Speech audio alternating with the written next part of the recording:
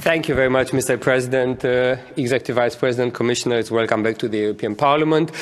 Immediately after the beginning of the crisis generated by the coronavirus with all of its economic and social implications, we have launched the biggest package of economic support ever launched at European level, Next Generation EU, with the Recovery and Resilience Facility as its main part. We have been able to support people, enterprises, regions affected by the virus and by the economic and social consequences of the virus, and we have also embarked together on a trip to make our economies, our public systems, education, healthcare more resilient, to make them stronger so that we can better face the next crisis.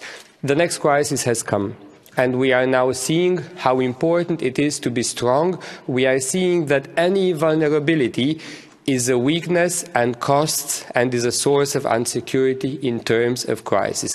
We have seen how our energy dependency on the Russian Federation can be a risk to our societies and to our economies, and this is why the European Commission has put forward REPowerEU, which is a fund that foresees 20 billion euros for investments into reducing our dependency on Russian fossil fuels, firstly. Secondly, improving our energy efficiency. The more efficient we are, the less energy we need to reach our objectives, and that also means that we are less dependent on foreign sources. To improve our infrastructure and to better connect our countries and our regions, because this will allow us to move the energy from where we have it to those countries and those regions who would really need it, from an LNG terminal to a country that needs gas from a different, more reliable source as it reduces its consumption of Russian gas.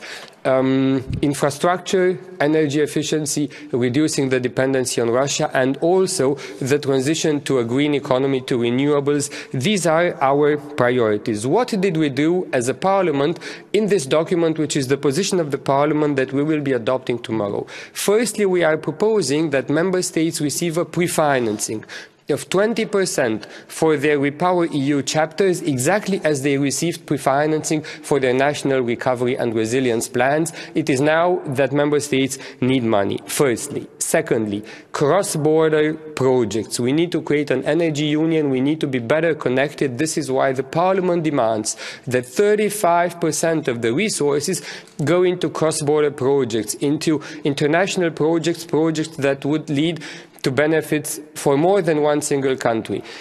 Cross-border projects in countries which have such cross-border projects. Of course, if a country doesn't have it, it shouldn't be obliged to do it, but all countries that have them, that can do them, they should do them. Thirdly, Recovery and Resilience Facility, about 200 billion euros of the loans are unused for the time being.